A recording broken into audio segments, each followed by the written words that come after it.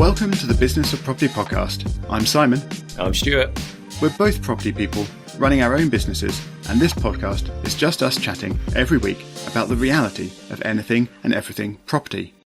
This week, I'm going to start just very briefly with a very quick shout out to my 8-year-old son, who has recently decided to start listening to the Business of Property, which I think is great. He's gone all the way back to the first episode, which is perhaps not so great because those ones are slightly scary to listen back to. But just in case he makes it all the way through to this episode, I just thought I'd give a quick shout out to Thomas. So hello, and thank you for listening. And thanks for bumping up our numbers, Thomas. Indeed, can't do any harm.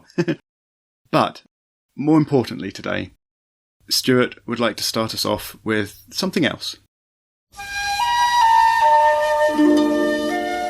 Yes, today I'd like to start with a very sad story.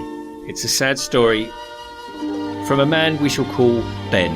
Now, Ben is 60, and following the government reforms around scrapping Section 21, which are the no-fault evictions, and removing fixed-term tenancies, poor Ben has decided to sell his 30 buy-to-lets, a portfolio he had built to fund his retirement.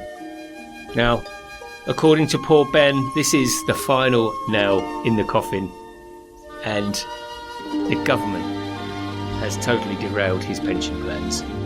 And I'll quote Ben here, but he has no idea what he will do to look after his family or where he will go for security now. And rather than read all of Ben's letter, I can only finish with his own words, which says that after the fixed term plans and looking after his students, if they left in the middle of an academic year, he says, how would I look after myself? I could go bust. Now, thank you for indulging us in this opportunity to reminisce about these letters of our song, for those that remember that. But I have to say, and this is an article that came from the front of the Telegraph on Saturday, the 25th of June. Now, I pulled this out to talk with Simon, and I've seen it's also gained traction on the forums as well, because the headline is "War on Landlords Leaves Pension Plans in Tatters," and goes on to talk about a few things there. But I think my ire was just increased by the fact that us landlords don't get a good press, do we, Simon? And claiming poverty when you own 30 buy-to-let flats, regardless of numbers, and you and I were going to go on to this, but it doesn't do us a lot of favours, does it? No. In a word, I don't get it. I just don't. I have run out of words. And you're right. Landlords don't seem to get a good press. And I think that's mostly unfair. But then when you get people writing articles like this and trying to stir up concerns, I guess, around a landlord who has 30 properties and, oh my goodness, is going to have to sell them. I mean, most people have one property. If they're lucky. And, yes, quite. I was just going to say, and an awful lot of people don't even have that. So yeah, it's not going to really create sympathies, I wouldn't have thought, for the landlord population. It's a real shame for me, because one thing that hasn't been getting a lot of traction in the media is the challenges that all of the government reforms have brought in, because everyone only sees it from the perspective of tenants stroke potential tenants and the evil landlords occupying most of the territories. And to some extent, you and I might agree. However, we do need to accept that there are certain things that have been brought in that makes the market quite challenging in the private rental sector, which does need stock, which does need housing stock, and things like Section 24, the mortgage rate relief, and the fixed tenancies, they are quite challenging for a professional, hopefully a professional industry. It makes operating very hard, but I'm sure we could speak to other people in other sectors that would say the same things. So I think it's one of those situations where I think actually there was an opportunity if the Telegraph was going to talk about it, to actually bring it to the table and say, look, these are the challenges we're facing as landlords, investors, and this is how it impacts the business and therefore the stock available. And then maybe have that debate around, well, okay, is that a good thing to bring this stock back onto the market? There's lots of other ways it could have gone at it, as opposed to, I'm someone that has a huge portfolio and I don't know how I'm now going to look after my family.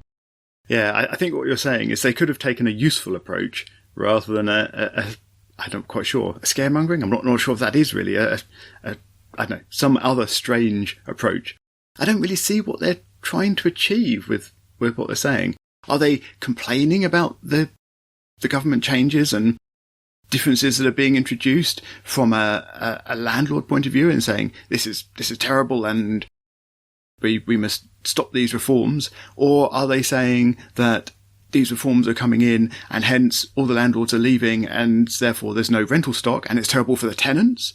I don't understand the point really, but I agree they haven't been useful. No, it's not been useful. And the reason I got to see this headline, well, I saw it online anyway, but that because I had the in-laws visiting, and my father-in-law is a staunch Daily Telegraph buyer. He has the coupons, and I think about the demographic and the audience of the Telegraph, and I imagine it's targeted at their audience, and it's really about the fact that this is impacting. Well, the headline's talking about the pensions in tatters, and goes on to talk about not just poor Ben, but also another couple that have invested in property, like many of us, for their own pension. That was one of the key reasons I wanted to do it, was a future pension, because I had none. And I too was in my 40s when I started it. So I think it's really trying to drive at, aren't we a poor lot that the government has taken umbrage and is now forcing us out onto the streets with our pensions? It's kind of like where it goes. But as always, because we're the business of property and we think about property as a business and we like numbers, we like digging down a little bit, we've decided to start looking at poor Ben's situation and just do a few calculations. Now, the preamble to this is, of course, sadly, and this was another thing that makes me, I'm going to try not to keep getting back on the soapbox, but poor Ben, the only thing we know about poor Ben is that he owns 30 properties and he has student tenants. Where those properties are, how many of them are tenants, how many rooms he has, none of this information was divulged. It left me questioning whether poor Ben actually exists, and I'm sure he does. Feel free to contact us, Ben, should you wish to flesh out this, because we'd love to look into it a little bit more. So all that left Simon and myself to do was really just base some calculations on kind of averages and what we thought about it.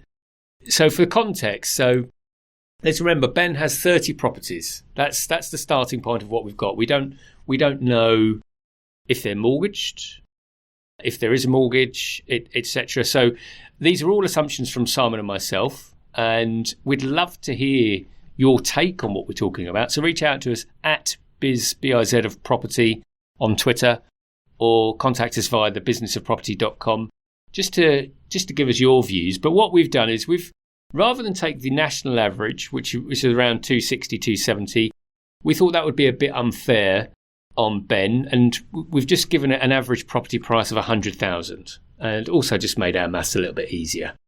So that gave a total portfolio value of 3 million, so £100,000 per property for 30 properties. And then we thought we'd put a mortgage on it because that seems a reasonable thing to do. Although, given Ben's age, you'd like to think that there was a lower LTV. But again, we have no knowledge of how long these properties have been owned. So a loan to value of 75%, and that leaves an equity of 750,000. So that's a good start. So Ben's got equity, $750,000.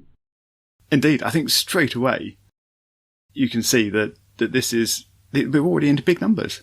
And I mean, a pension pot of 750,000 is certainly not a small pension pot. you could quite happily invest that in an annuity that paid out a reasonable amount of money every year, and then obviously on top of state pension, etc., you'd be doing okay.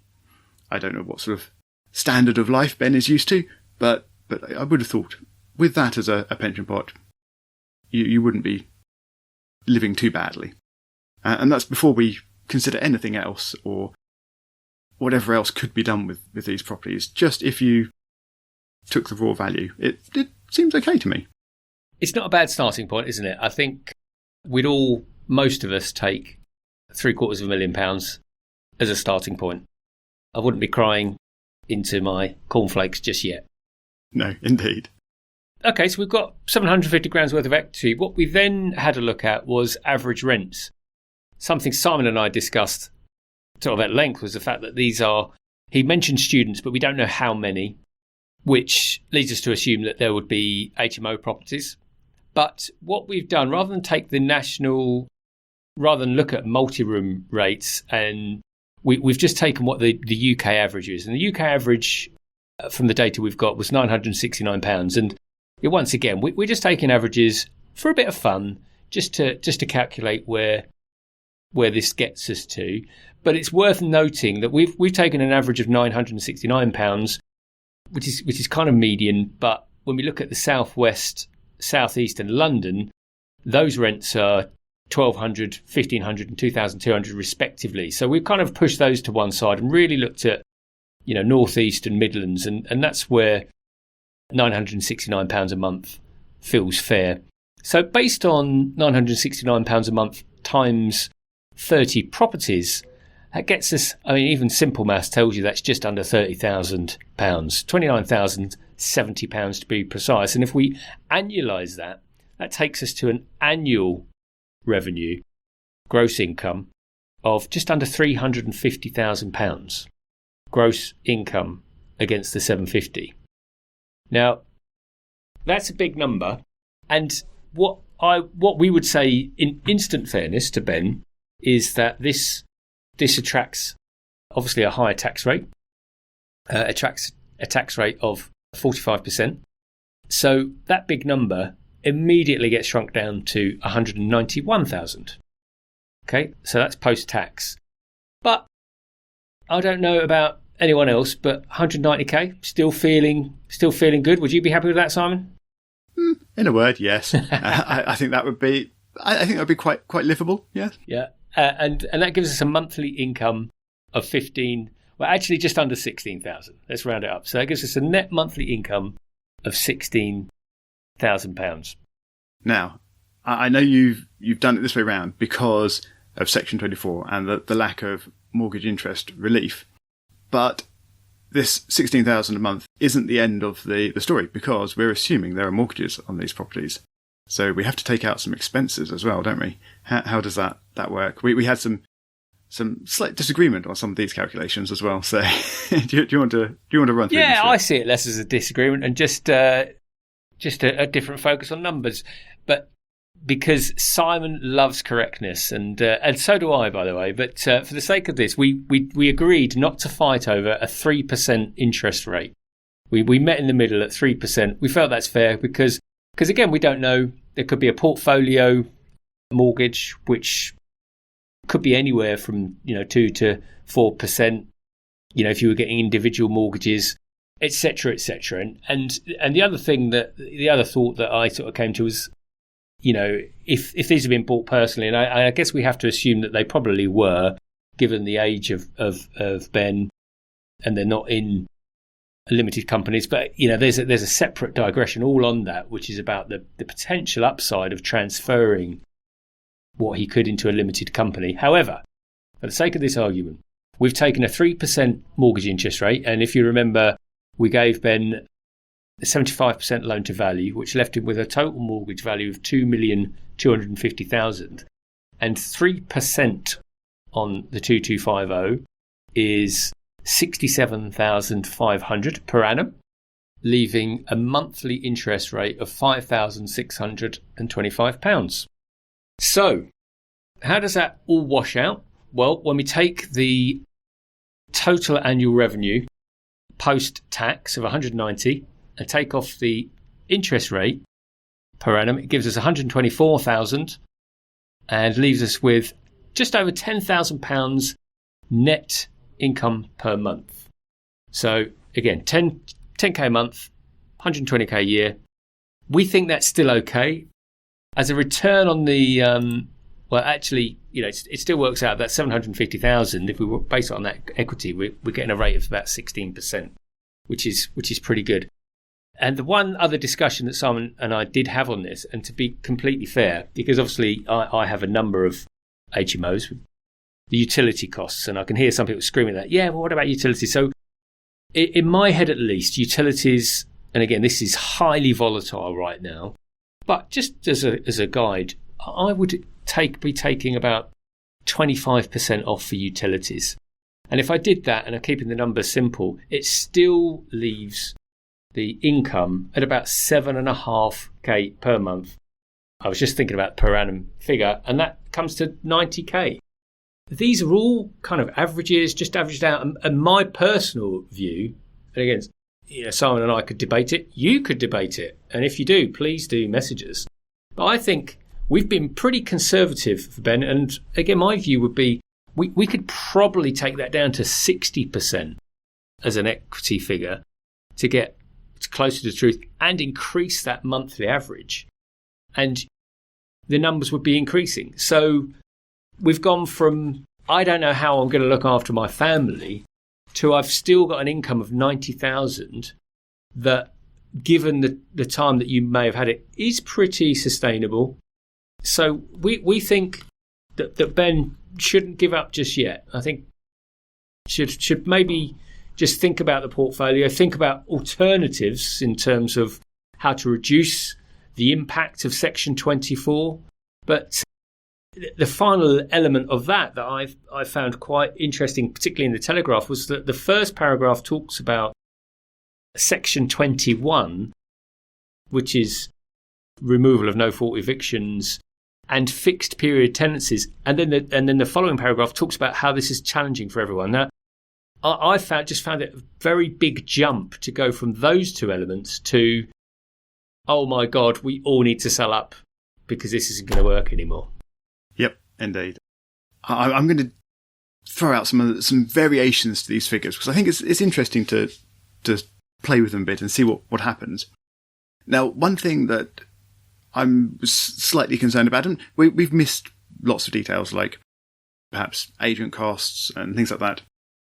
But one big thing that we've assumed is an average rent and a fairly low house price.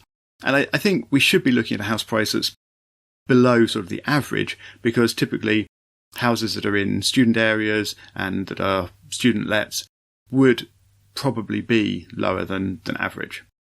However, perhaps we've gone too far. So if perhaps we increased it from 100,000 per house to 150,000 per house, this actually has a fairly dramatic impact on the rent at the end of the day. Well, I'm not going to recap all of the figures, but the sort of total at the end drops from 124,000 or so per annum of actual money you get down to 90,000. And then if you increase the value of each property, each house, to 200,000, because you're increasing the mortgage, you've got so much on it, and therefore you're increasing the interest that you're paying, and that has a knock-on impact on the tax as well, because you can't claim tax relief on that mortgage interest.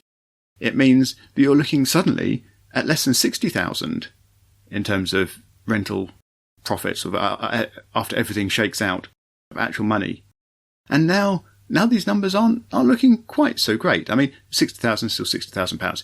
You're not poor on £60,000 a year, but it's a reasonably smaller number than we started with, 124,000 or so. However, of course, because the property value has increased, we've also massively increased our equity, and now our equity is worth £1.5 million. And that certainly is a huge pension pot to be investing in other forms. And this is where I think the article really hasn't done a great job, because we've got such limited information on the situation.